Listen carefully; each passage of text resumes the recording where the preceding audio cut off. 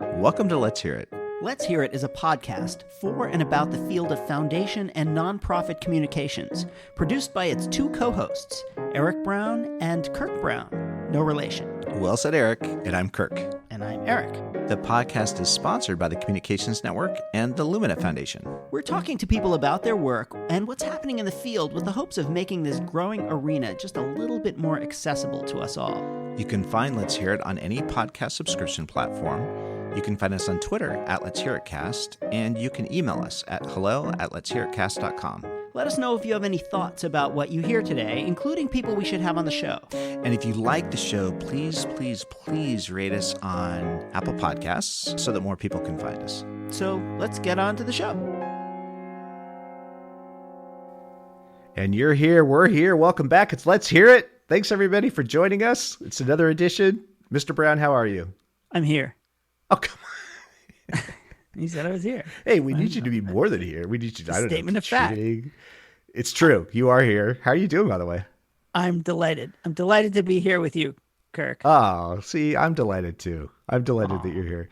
You know what? Also, I'm delighted by our topic this week because I feel like we're doing a little mini circuit on philanthropy and how to do philanthropy well. And I think we've got a really good contributor here this week. Would you agree? I certainly would.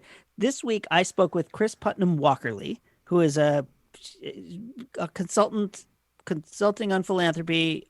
You probably have seen her name a million places. She has a book out right now called Delusional Altruism: Why Philanthropists Fail to Achieve Change and What They Can Do to Transform Giving. And I do agree that we have had a lot of conversations about how do you do philanthropy. And I think that Kris has a really easy to digest resource that adds to that conversation. And brings a tremendous amount of gravitas. Spent time at Packard, has a 20-year tenure doing this work. Kris Putnam-Walkerly here on Let's Hear It. Let's listen, and then Eric will come back and talk. Welcome to Let's Hear It. My guest today is Kris Putnam-Walkerly, who is the author of a new book. She's a consultant to foundations and an author of a new book called Delusional Altruism: Why Philanthropists Fail to Achieve Change and What They Can Do to Transform Giving. Kris, thank you so much for coming on Let's Hear It. Oh, Eric, thank you so much for having me. I'm really looking forward to this conversation because we have a lot in common, because we consult to foundations. Yes. And on this show, I've said many, many times that nobody crawls into mom's bed and says, "Mommy, Daddy, I want to work for a foundation." But I will tell you that there is truly nobody who has ever crawled into their parents' bed and said, "Mommy, Daddy, I want to be a consultant to a foundation." That's like, the seventh circle of hell. Tell me how you got into this business. Why are you here? It's funny. You reminding me of a couple early childhood memories. So one was watching the television with my mom, and the news came on, and there was the caption of the person said philanthropist. And I asked my mom what that was, and I thought that was very intriguing. And then I had this kind of vague memory of sometime in high school having this like foreshadowing where I knew that one day I would be a consultant, and I was overcome by the sense of dread. Or just sadness. But fast forward, I love what I do, so it's all good. I guess I figured it out. Little Johnny, what do you want to be? I want to be an astronaut. Little Mary, what do you want to be? I want to be an astronaut. Kris, what would you be? I'd like to be a consultant to a foundation, to a philanthropist. How did you get into this? How did you get into this work? How did this happen? What went wrong? No, I always was focused on the nonprofit sector and thought I would, be running a nonprofit social service agency, but ended up working at Stanford University as an evaluator of youth and gang violence prevention programs. And it was funded by the California Wellness Foundation. So their first big initiative focused on violence prevention. And I took a look at them and thought to myself, well, if you're a foundation, you have access to wealth, right? That's kind of the starting point. But if you're really smart about it and you bring in the right experts and look at best practices and really get good advice and think through what's the right intervention, how can we really make a difference, you can create lasting change. And so I thought that was quite intriguing and decided to go work for a foundation. So went to work at the David and Lucille Packard Foundation. Heard of them? I figured Yeah. at the time I'd pick one of the largest in the country. Yes, I'm sure you know them well. And they were just down the street, so you could walk. Exactly. That's good. And so that was great. I had a great experience, very strategic funder. I learned a lot and began consulting on the side, really subcontracting to other consultants. And that was during the .com boom. We were in Silicon Valley, San Francisco. So philanthropy was flourishing and foundations were hiring consultants. And I discovered not only did I like working with philanthropy, but I liked consulting to funders. And so decided to go out on my own, did a lot of work with the Charles and Helen Schwab Foundation for a number of years. And it's been over 20 years ever since. Yes, and I saw that Christy Kimball blurbed your book. By the way, your book, we'll get to that soon, a very well blurbed book. You clearly well blurbed. I have not heard that. One of the best blurbed books of the year, I will tell you that much. And it's really good, by the way. We'll get to that some more. I also joke that people who work at foundations are like kids on a playground who watch the other children play because, yes. you know, they don't actually do work. They watch they help facilitate other people's work. And the consultants to the foundations are like the kids who watch the kids who watch the kids play. It gets a little meta. But so let's talk about this a little bit. I was going to wait till we got to the second half of the show to talk about the book. I just want to dive right in. For starters, there's no shortage of books about how to do philanthropy. And as I look up onto my shelf, I see Giving Done Right by Phil Buchanan. I see Money Well Spent by my old boss, Paul Brest. Behind me, I see, hold on, I turn around, Winners Take All by our good friend Anand Giridharadas. So there are a lot of books about how to do philanthropy, about what's right with philanthropy and what's wrong with philanthropy. What did you feel like you had to add to this conversation? Yeah, well, after advising and consulting to foundations and high net worth donors, really of all sizes and types over 20 years, I came to realize that, you know, they, for the most part, are genuine in their desire to be altruistic and to make a difference and change the world, but are often getting in their own way. And they're actually preventing themselves from having the impact that they want to be having or think that they're having, and often don't even realize that that's going on, that they don't realize they're getting in their own way. And really, that's the delusion in the title, Delusional Altruism. It's not that funders are crazy.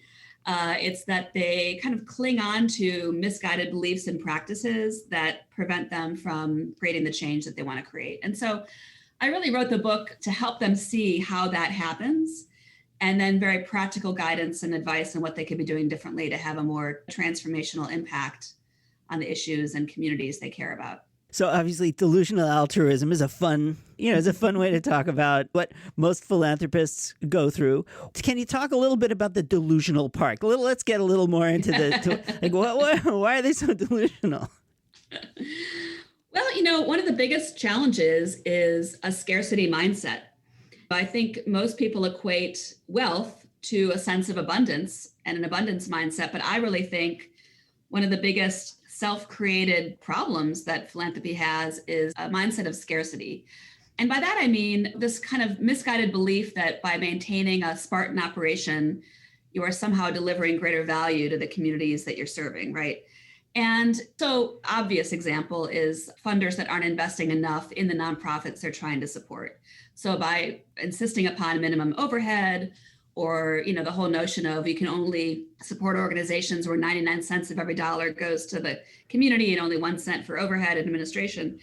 And to me, you know, and also doling out grants in 1 year increments and putting very tight restrictions on exactly how the money can and can't be used, to me is a scarcity mindset because, you know, as a foundation, as a donor, if you really believe in a cause and there's a nonprofit that you think is doing great work and having an impact, then don't you want them to be the strongest they could possibly be? Don't you want them to have top talent and fabulous, you know, financial management systems and a great fundraising apparatus and the ability to evaluate themselves, a great board of directors, a strategic plan that they're implementing, all of these things? Like, of course you do, but we don't invest in those sufficiently. There are, of course, efforts as of late to increase that kind of investment.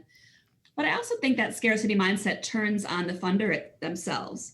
And I don't think foundations, donors, family offices invest enough in themselves, in their own learning capacity, technology, relationship building with grantees, all the things that I think funders need to be successful, they also don't invest sufficiently in themselves. And sometimes that's out of guilt. And sometimes it's out of this misguided belief that they're being better stewards of their money by not investing in their own talent, evaluation, communications, you name it, strategy. But I believe to have the greatest impact you want to have as a funder, you need to be the best philanthropist you can be.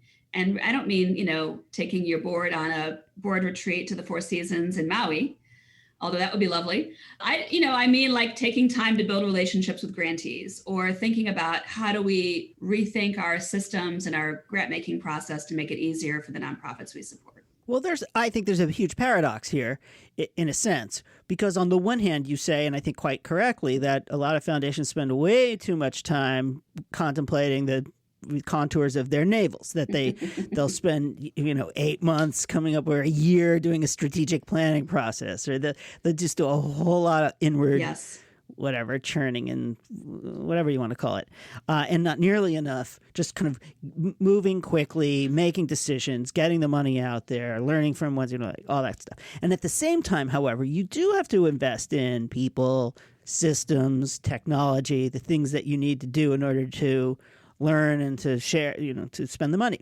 How do you figure out how to find that beautiful balance between navel gazing and action and investing in the tools you need to do the things you need to do, and whatever, being, let's just say, overly lavish or wasting the money on things that don't matter? How does, it's in this book, but can you talk us through how a philanthropist can begin to square that circle or reconcile that seeming paradox? Yeah. Well, you touched on another delusion that I address in the book, which is that philanthropists move too slowly. And, if you've ever seen the movie Zootopia, you know that there's a scene in which the two main characters, who are two animals, rush into the Bureau of Mammal Vehicles to find their missing otter friend. And they, rush in and are horrified to realize that the Department of Mammal Vehicles is staffed entirely by sloths. And so, what should take 2 minutes takes all day to get the information they need because of the slow moving sloths. And, it's excruciatingly painful to watch a sloth move really, really slowly. And I think it's as excruciatingly painful to watch philanthropists move that slowly too. And you touched on a classic example, which is strategic planning.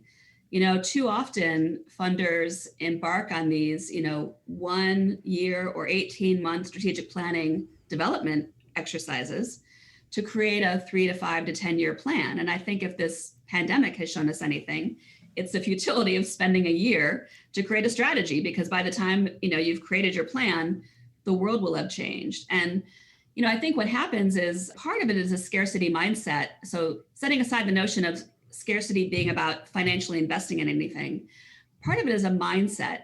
And part of it is a belief, for example, that you don't trust yourself to make a decision.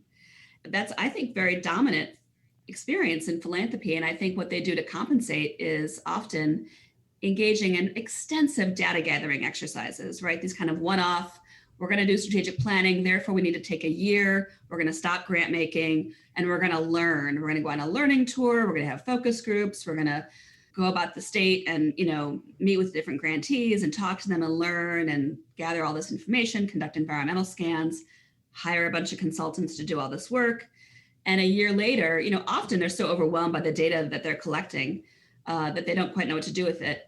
But, then what happens, just to take this kind of slow process a little bit further, there's some series of extensive board meeting, numbers of board meetings where the, staff present all these findings to the board and kind of cajole them into making funding decisions. And then finally, there's a strategic plan developed, at least on paper. And then they go about spending often months to professionally write it and graphically design it until it's perfect looking. And then we're not done yet. Then they say, well, we can't start implementing it till the board officially approves it, and they don't meet for 2 more months, right? So now it's like 2 years since you started your process. How could your strategy possibly be relevant at that point?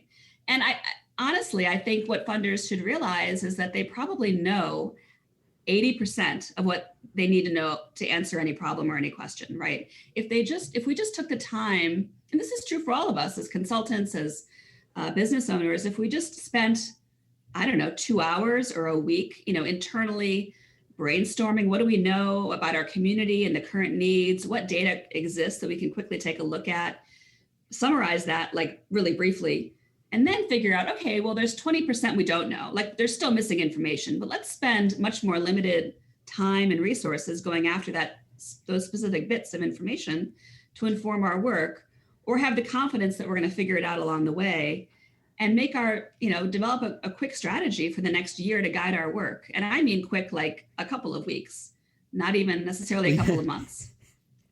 We had a couple of radical ideas in this book. One is the 7-week strategic plan, and then there's the 7-hour strategic plan, to which I say, shut the front door, a 7-hour strategic plan. But what this reminds me of is that what I got out of this was that we think we don't know the things that we do know. Yes. And we think we probably do know the things that we don't know. And we know a lot more than we think we do, but we don't know a lot of some of the things that we think we do. And if you can flip this, so 80% of the stuff you need to know, give or take, you actually already know, instead of having to go out and reinforce the thing that you know and spend a whole lot of time kind of reminding yourself what you already knew, then you can kind of dispense with that. And what's left is genuinely asking these legitimate questions about what don't I know and what do I need to know in order to make the right kinds of decisions. And I assume that's where consultants come in sometimes, but not always. How can you kind of give an example of something you've seen in which that went the way you would predict or the way you would recommend? Who has got that right? Or if you don't want to name names, can you you can anonymize it a bit, but kind of tell us a story about how someone did that right, because we all learn by example. Yeah, well, I'm thinking of one family foundation, which I won't name, but kind of a small regional foundation, and went about strategic planning. And I coached their CEO and her number 2 person to do all of this work. But basically, they had a variety of funding areas, let's say 5 funding areas in their greater city, like the city and kind of the greater surrounding area they funded in. And really part of the goal was to narrow the focus. And so, they spent some time themselves reflecting on their past grant making, what was working well, what wasn't working so well, their recent experiences, evaluations they had conducted, the existing data, and quite frankly, knowledge in their brains that they had about those communities and those issues. Did a little bit of, exploring and talking to a few grantees, and then summarized that, and then thought, well, if we were going to make some changes, like what do we specifically not know about what's happening around, housing or community development or whatever the issues were. And then they went about and collected that information. They specifically sought who are the, 3 or 4 experts in our community that could answer these questions. What are the reports that could provide us some data? And they went after that. And so it was a much more simple exercise for them. And also it prevented them from data dumping on their board of directors, right? Because that was sort of their tendency, was to overwhelm the board with data to demonstrate that they had done all this research, right? But it was really more about, well, what's actually the most important and salient points that you need to share to help your board understand what's happening, what the needs are, and why it would make sense to focus on a more limited number of areas to have greater impact. Yeah, we're going to take a quick break with Kris Putnam-Walkerly and be back in just a minute. You're listening to Let's Hear It, a podcast about foundation and nonprofit communications hosted by Kirk Brown and Eric Brown. Let's Hear It is sponsored by the Communications Network, which connects, gathers, and informs the field of leaders working in communications for good. Because foundations and nonprofits that communicate well are stronger, smarter, and vastly more effective. You can find Let's Hear It online at letshearitcast.com or on Twitter at Let's Hear It Cast. Thanks for listening, and now back to the show. Welcome back to Let's Hear It. I'm speaking with Kris Putnam-Walkerly, who's the author of Delusional Altruism, Why Philanthropists Fail to Achieve Change and What They Can Do to Transform Giving. And so you've written this book, and it's a very easy read. which is not to say that it's simplistic. It is just direct and simple. I found it to be like really, really smart and straightforward. And it's there are also some kind of tips on how to just get stuff done. You don't even have to be a philanthropist or do work in a foundation for this to be useful. Well, it seems to me that this book is for anybody who gives, because this can apply to anybody's individual giving as much as it could be for the CEO of a big foundation. Yes. But one of the interesting things that I have found is that most individual giving, most people sit around the kitchen table, usually in December, right before they can get their tax break, and they write a bunch of checks to a lot of organizations, and they're basically general support. They don't require a whole bunch of research. They also aren't the product of a strategy either. Can individuals put together a philanthropy strategy without complicating their lives? And it's like, how do these things go together? Yeah. I think, it's funny. I think in general, philanthropy tends to complexify the simple rather than simplify the complex. Yes, because I think a strategy is this. It's getting clarity on what kind of philanthropist do you want to be in a year? What kind of impact do you want to be having a year from now on your community or whatever issue it is that you care about? And then looking at where are you today? Like literally, have you even thought about this before? Or have you been doing this for 100 years? Wherever you are today, and then figuring out, okay, great. Well, what are the 3 to 4 most important critical factors or top things that we need to focus on to get us from where we are today to where we want to be 12 months from now? And then figuring out, well, how will we be accountable to making that happen? And literally assigning people. Now, I guess if you're the only donor, you're assigning yourself. But, if you're a family or you're a couple or you're a small foundation, whatever, a company, who are the 2 to 3 people that are going to take accountability for implementing and focusing on those priorities, those critical issues, and then beginning to do that immediately and starting with coming up with a list. My priority is we want to support domestic violence issues because it's really important. And of course, during this pandemic, these people have been, potentially stuck with their abuser, but we don't really know much about it beyond that, right? So my priority is to learn about domestic violence in our community and identify 3 to 4 top nonprofits that we think are doing really good work, and come with some recommendations of who we could fund and how, right? That's pretty straightforward. It doesn't take a consultant to help you figure it out, right? So again, it's just clarity on what are you trying to accomplish, where are you today, and how do you get from where you are today to where you want to be? But critically, to stay focused on that and begin doing that immediately. And I think it's the same thing for, honestly, the Hewlett Foundation, the Packard Foundation, the Gates Foundation. Yes, those are more complex organizations. But at the end of the day, that's, I think, where any funder should be thinking about strategy.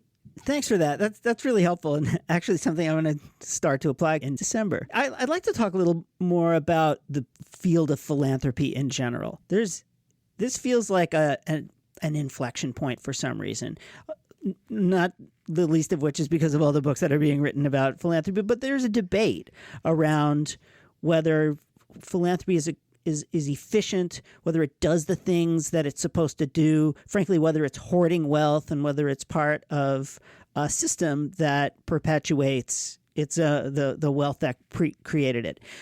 And a number of foundations are starting to think about spending themselves down. The Atlantic Philanthropies just spent itself out of business, and a number of others are going on like that. Do you have any thoughts about that, having seen how so many foundations operate? Should they be allowed to operate in perpetuity? Should we make a requirement that they pay out more quickly? What are your thoughts about the current state of the foundation world and philanthropy in general? Yeah, I agree with you. There's a lot happening and a lot of opinions flying around. But, in general, I do believe that philanthropy foundations should be able to exist in perpetuity. I mean, I think it's great that there are increasing efforts to support funders to think about their lifespan and that it does not have to be in perpetuity, right? That sort of had been the assumption.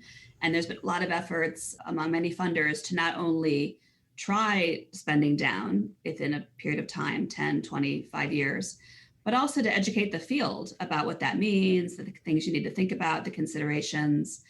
Barbara Kibbe, for example, of the Bechtel Foundation, helped support a foundation review journal that was specifically about exit strategies. So I think there's a lot of great work in that.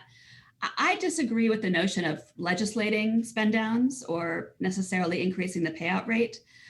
I do believe those can be very good strategies to increase payout and to spend down more rapidly. But I also believe that, we need as a country and a world to assume that there'll be crises in the future, right? And we need to be prepared for those. And I personally want my children, my great-great-grandchildren, when they're addressing, their COVID of whatever that will be in the next century, I want there to be philanthropic dollars available to respond quickly, to test out new ideas, to advocate for certain policies, to get the word out, to, whatever it is, to innovate. That's my biggest hesitation around requiring any kind of spend down among funders. But even thinking about payout, I'm grateful for efforts that have been encouraging funders to increase payout rates. But, that's I think a decision that each foundation needs to make. And it really, their investment strategy is based on their payout rate. And, so it has a lot of implications in terms of what they're able to do and how long they'll be able to continue. Getting back to the book a little bit, in the few minutes we have left, this is full of really good lessons, and you're very good about making lists. Can you just kind of talk us through, if you were a foundation were to come in and say, hey, Kris, can you help me think about how to do a better job, be more efficient, get better outcomes? What are the 2 or 3 questions that they need to consider and that any foundation really should consider when looking at their own strategy and trying to understand, are we making the kind of difference we need to make? Well, I think it's a great question. And in fact, in the book, as you probably know, I have a whole chapter devoted to the right questions that I think all funders should be asking. And, I think one of the first is to focus on the what before the how. So too often, I think funders and anyone, nonprofits, businesses, get focused on the tactics before they have clarity on their strategy. They focus on the how we're going to do something before they have clarity on the what they're going to do. And so I think, to the point earlier, when you're thinking about your strategy or just trying to create a plan, identify what it is we're trying to accomplish. And only then can you possibly, once you know your objective, only then can you possibly figure out the right way to achieve that objective for yourself. I think another question, though, is, as we said before, what do we already know? So you really gather and capture all that information that you have, but then ask, what don't we know? Because I can guarantee you there's a lot that you still don't know, right? And, one of the best sources of information for the what don't we know question is your grantees and the communities that you're trying to serve, because, they're the ones that are living the challenges and also the strengths of whatever they're experiencing. And they're the ones that most likely have solutions and ideas to guide funders' thinking and to help identify the right kind of solutions and the right kind of funding strategies that can be most helpful to them.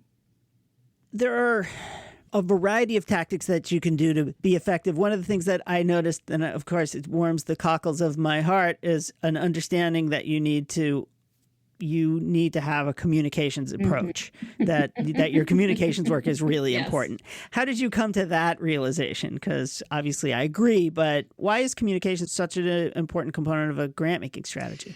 Interestingly, I'm not a communications consultant, but I actually believe that communications is really an essential part of philanthropy, because at the end of the day, you're trying to create change, right? And so part of that is communicating to others what needs to be done differently, or sharing what you're learning with the field, or communicating internally as to what's working well, what isn't working well. One of the challenges, going back to the slowness and the, sort of one-off data gathering exercises that foundations undertake, which are very expensive and time consuming, on a periodic basis. Philanthropy is comprised of smart people, like really knowledgeable, right? If we only documented and captured what we are learning in real time and shared it amongst each other on a regular basis, like at staff meetings or whatever, and then made decisions based on that and made changes based on that, we wouldn't need, so that's a communication, to me, an internal communication exercise that's very powerful, because you're doing real-time learning as an organization. And then you're constantly basing what you're doing on what's actually happening, what's working, what's not working, what new trends you're seeing and experiencing in ways that are meaningful and allow you to take action. Right now, during the pandemic, there is a particular foundation that is spending $350,000 on consultants to conduct strategic planning. And the first year of this is data gathering, right? It's a community foundation. Like, they should know their community, right? So I think, so part of it is, how do you, A, recognize that you have a lot of knowledge and experience that you can bring to bear on this? And B, how do you communicate that internally? But also, how do you communicate that externally? And I think philanthropy talks a good talk about how communication is important, but it often is the thing that gets left off the table. When you're building the plane while flying it, it's the thing that feels like, oh, we don't have the bandwidth to do that or the money to do that. We'll just toss that off. But, communication begins the moment you open your mouth and start talking about an issue. And if you're not smart about it, then it's not going to be as successful. I tend to agree with you. I'm sure you do. So in just a couple of minutes that we have left, I'd love to know the one thing that you learned in writing this book that you just didn't know, your great discovery. Ooh, that's a great question. Besides the fact that I could write a book or how long it takes and how hard it is. I guess my great discovery really was, and I write about this, was how the extent to which fear, I think, holds funders back. And, I wrote the book when we were not in the middle of the greatest, global crisis in a century. But, I think fear is really the main reason why funders have the scarcity mindset. And I think there's a lot of fear right now that's holding funders back. But, there's so many crises. You can't open the newspaper or your app on your phone without kind of being overwhelmed about the latest development. And, there's so much unknown. The future is unknown. We don't know what's going to happen. But the reality is that the future is always uncertain. And it's no more uncertain today than it was last year or last decade or last century.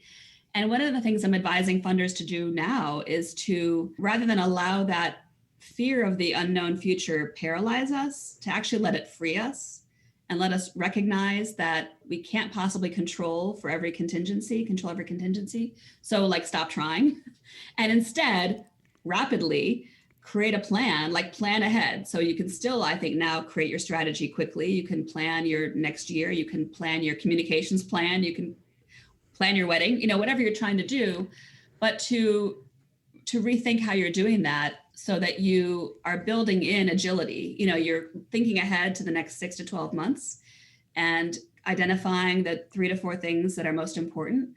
But you're also recognizing that, things will change externally, internally, but we're prepared for it because we've been building our agility muscles and our pivoting muscles and our adaptive muscles in the past year.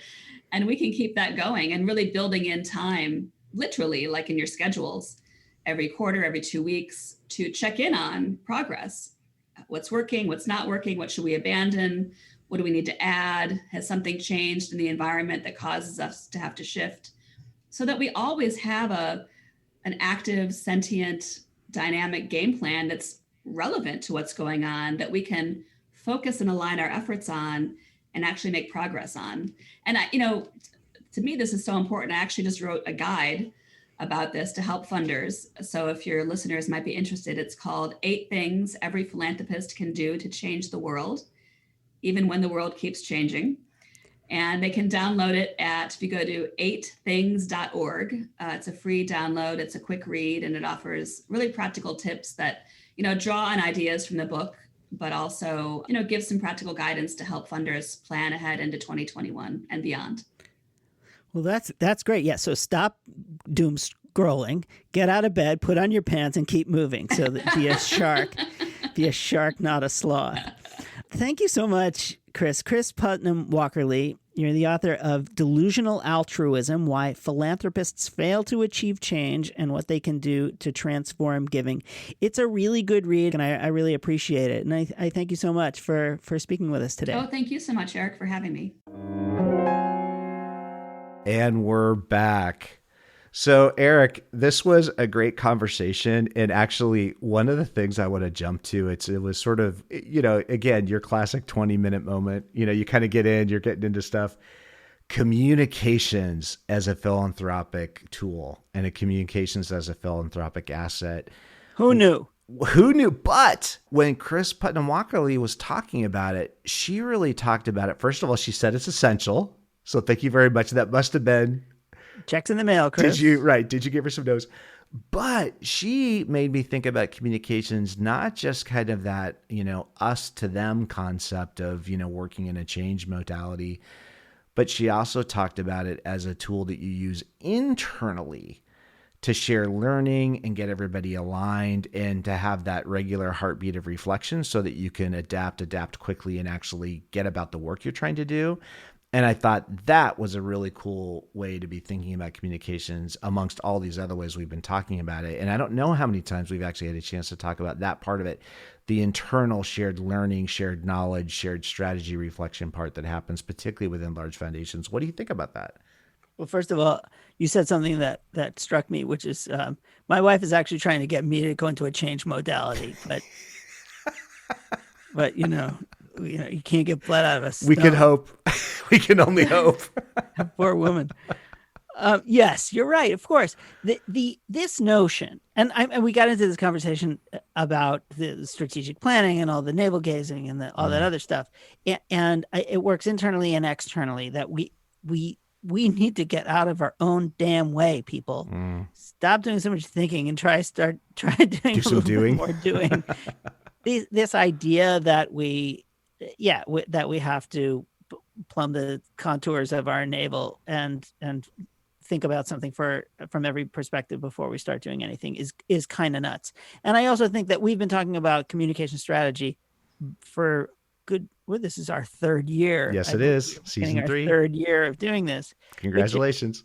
And it works internally as well as externally. What is it you're trying to achieve? Who is it you're trying to reach? What do they care about? How do you create messages that speak to their values? And then you do a bunch of tactics. And the same is true internally as it is externally, which is who are the people inside your institution who you have goals related to, and what are their values, and how do we find ways to communicate and connect and work together and build something in partnership. And I think that's just as true for internal communications as it is for external communications. And it is just as applicable to philanthropy as it is to advocacy and power building and movement building and all those other things, because that is philanthropy is just those activities through the lens of providing funds to advance something that you care about. Yeah, totally. And, we've talked about even, again, this word communications and what does it mean? And is it too broad of a word? And I feel like it's a crap word. It's crap. It's terrible. I hate it, but it's awful. It's awful. We'll find some smart person to tell us what better word to use. If only, Sorry, I interrupt. If only there were communications professionals working in the social change space, we might have a better word for communications. But college kids got no shoes. Please continue. But the idea that I felt like was implicit in what she was talking about there, and this is why kind of got me on the edge of my seat, was the notion of learning. And how do we learn? How do we create an environment of learning? And it seems to me that part of what she's saying is that, you can actually learn much more cheaply maybe than you can plan. Maybe if you could translate some of your planning resources into learning resources by actually getting in the field, getting your hands dirty, but having the space to reflect on what you're hearing, what those feedback loops are about. It seems like that learning piece is so important. And it's interesting to, for as committed to change as we all are, and as committed to the work as I know we all are in all these organizations, just the day job, the work is so intense, it makes me wonder, how much space do we actually have to learn and do that vital learning that we need to do? What do you think about that? Well, I think was the old joke, like how many therapy patients does it take to change a light bulb? First, the light bulb has to want to change. You actually have to want to learn. Yeah.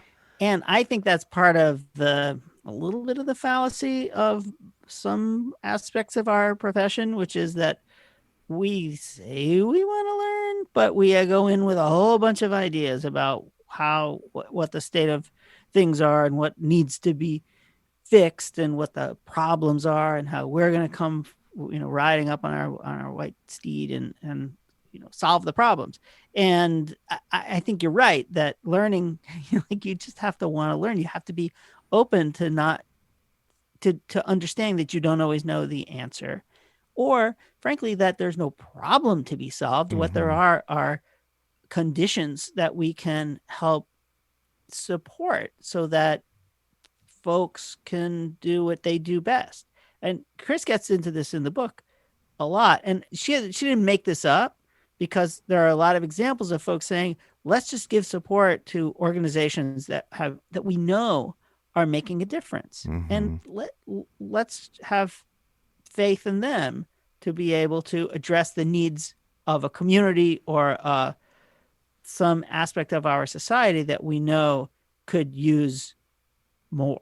Yeah. And I think they're very, very, very basic approaches to philanthropy. And yet not everyone does it. And I think that there's a real need to want to learn, to be willing to not have all of the answers, and to support folks who are good at asking questions, who have better understanding of what needs are and what real conditions are in the community or in a particular field. Well, and how are you supposed to know it? I mean, to your point, often in these conversations, how many people get up when they're 5 and say, I'm going to go work for a foundation, like that, like it's a really interesting field. There aren't that many people that have had the experience and the tenure. And so, this is the thing, Kris Putnam-Walkerly, we owe you a big thanks. You wrote the book. You wrote a book. That's right. Write your book. So, she has this experience. She collects this learning and she takes the risk. She writes the book so other people can learn. And that's just such a valuable contribution to the whole field. I mean, so where's your book, Mr. Brown? I mean, and she said, when you asked her, say that to you. You said, what did you learn? And she said, I could write a book. And that's really hard. Imagine trying to sit down in the morning, you're by yourself, you got your coffee, you're trying to churn out the next pages. I mean, so the Kris Putnam-Walkerlys of the world, we need to say mighty thanks to you, because this is really, really the hard stuff, and you're doing it. You're carrying that, that torch or whatever, that flashlight to help others learn, and you're bringing that on your own, and it's huge. I think it's great. I wrote a limerick once. Would you care to share it? No, I didn't. No, certainly not on this. Yeah. No, it's a family. Can memorialize it forever. No, this is terrific. And like I said, there are a number of really good resources out there. And I think this is up there with them, that we need to continue to remind ourselves that in philanthropy, we don't know. The people who are doing know. And you're right. So I've said this a million times, that the people who work in foundations are like the kids who watch the other children play on the playground. And I can say this because the people I know and love. Yeah. And obviously the consultants for the people who work for foundations are even more delusional than the rest of us.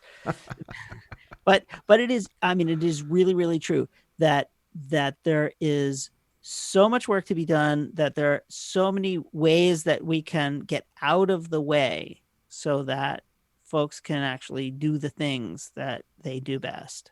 And that philanthropy at its best is really great at that. And we just have to continue to support that kind of work. The other thing that philanthropy can do, which I think is really important, is the communications around issues and advancing the advocacy for things that work, being able to kind of put a gentle thumb on the scale of approaches that we see are making a difference in people's lives.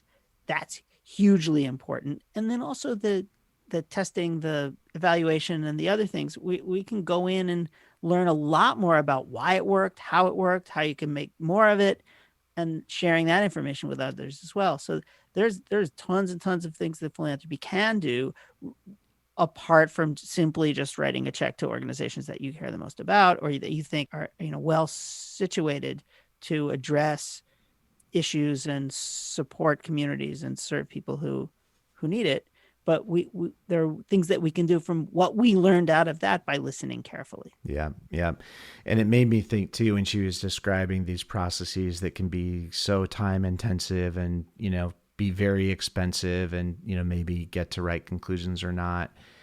It's particularly for large organizations or organizations that work at a regional or national level, it struck me how much relationships are at the heart of all of this. And sometimes I wonder, if the time we're spending is actually as much about relationship management and intermediating relationships as anything. And it's funny, when you think about that learning environment and just creating the space for learning, she brings up this really important concept of fear, that fear might be at the heart of a lot of what she was calling the scarcity, mindset, and just the kind of, and I actually had a lot of empathy for that, because I could imagine, and so this is where I'd be curious to get your take on it.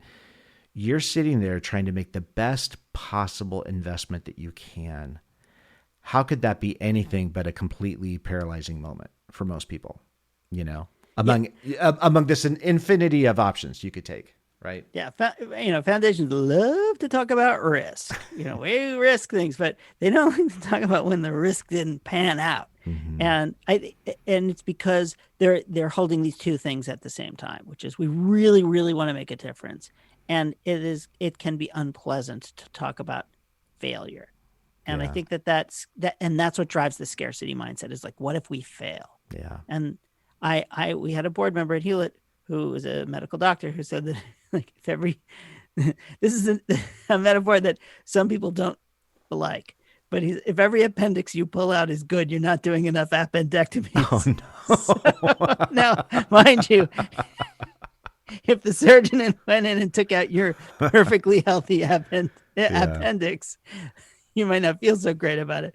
But I think there's a kernel of truth in that, which is that unless you fail, you did not. If you never failed, then you really probably didn't take any risks. And obviously, you don't want to take risks at the expense of the livelihoods of other people. The risks have to be your own. Mm-hmm. They do not have to be the professional livelihoods or communities who you tried some crazy experiment on.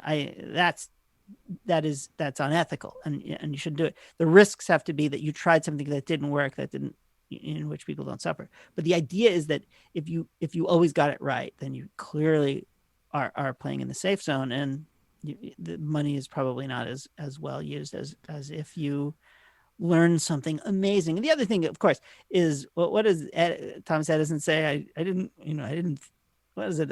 fail 10,000 times. I learned what didn't work. Like, that's data. Right. That's good. Right. I won't do that thing again. Right. So that's the other part of things don't turn out the way you think, but then you know what not to do. And then the most important thing is you don't let anybody else go over that cliff. Mm-hmm. Mm-hmm. You got to put up the sign that says, don't go over this cliff. There's nothing there. Yeah. And I think that's where communicating about what doesn't work is important as well. Well, and she talks about having the agility to do all this. And it's funny, as we wrap up, that it struck me, the Kris Putnam-Walkerlys of the world, their ability to become part of the fabric of these organizations, be that additional voice, actually almost hold some of that risk, because they're holding the learning, they're holding the facilitation.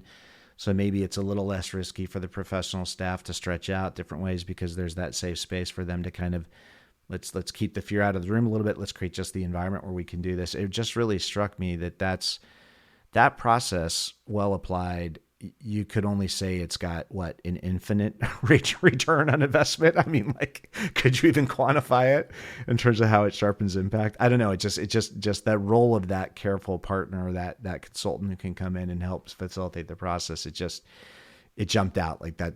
Someone like a Kris Putnam-Walkerly, what a value add to the whole process.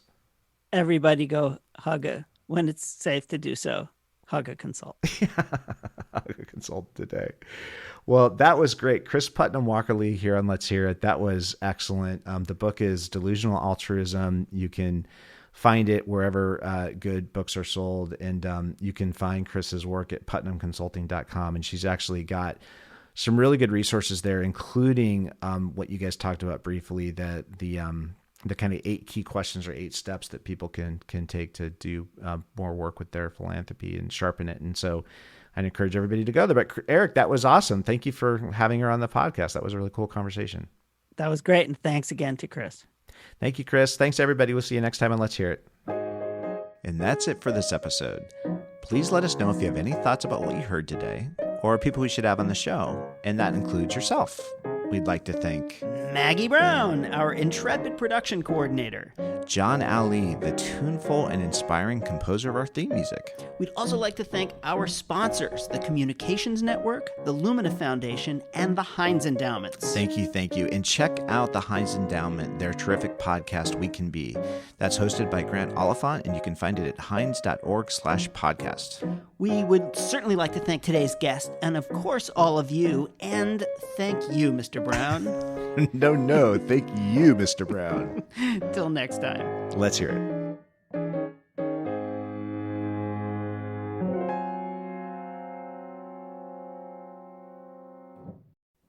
Listen up, now hear this. Listen up, now hear this. What you got to say, don't fear it. Say it anyway, let's hear it.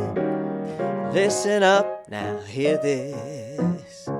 Listen up, now hear this. Talking to the crowd and we're it. Say it right out loud, let's hear it. Your point of view is how you it. Pick up your cue and let's get to it. Can't find the words, then we'll work through it. Have a chat about that, or simply chew the fat. Listen up, now hear this. Listen up, now hear this. There's so much to say, let's cheer it. Notions to convey, let's hear it. Got some gossip to relay, let's hear it. Come on now, let's have a little talk, you and me.